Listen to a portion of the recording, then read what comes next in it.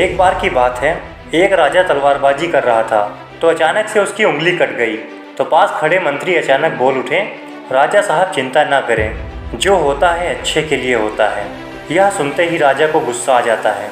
राजा उस मंत्री को कारागृह में बंद करने का आदेश देता है और बोलता है, इसको फांसी पर चढ़ा दिया जाए। यह सुनकर मंत्री घबरा गया। उसने राजा से निवेदन किया, महाराज, मैंने आपके यहाँ इतने वर्षों तक काम किया है, क्या आप मेरी अंतिम इच्छा पूरी नहीं करेंगे? राजा बोला, ठीक है, बताओ क्या है तुम्हारी अंतिम इच्छा? मंत्री बोला, कृपया मुझे 10 दिन का समय दीजिए, उसके बाद आप मुझे जो चाहे वो सज़ा दे दीजिए। राजा ने उसकी अंतिम इच्छा मान ली। राजा दूसरे दिन अपने सैनिकों के साथ जंगल में शिकार पर निकला। जंगल के बीच में राजा अपने सैनिकों से बिछड़ गया और रास्ता भटक गया। रास्ता ढूंढते हुए राजा वनवासियों के बीच पहुंच गया, जो बलि देने के लिए किसी को ढूंढ रहे थे। वनवासियों ने राजा को पकड़ लिया और वन की देवी को बलि देने के लिए ले गए। बलि देने की सारी तैयारियां पूरी हो गई। जैसे ही राजा को बलि देने के स्थान पर ले जाया गया, वहां खड़े एक बुजुर्ग की नज़र राजा की खंडित उंगली पर पड़ी। उसने आवाज़ लगाई कि ये तो खंडित है, इसकी बलि नहीं दी जा सकती। तो वनवासियों ने राजा को छोड़ दिया। राजा जैसे तैसे वहाँ से निकला और अपने राज्य पहुँचा। सबसे पहले कारागृह में अपने मंत्री से मिलने पहुँचा।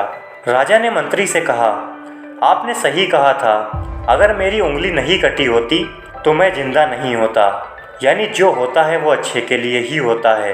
राजा ने फिर पूछा, मेरा तो फ़ायदा हुआ, लेकिन आपका कैसे फ़ायदा हुआ?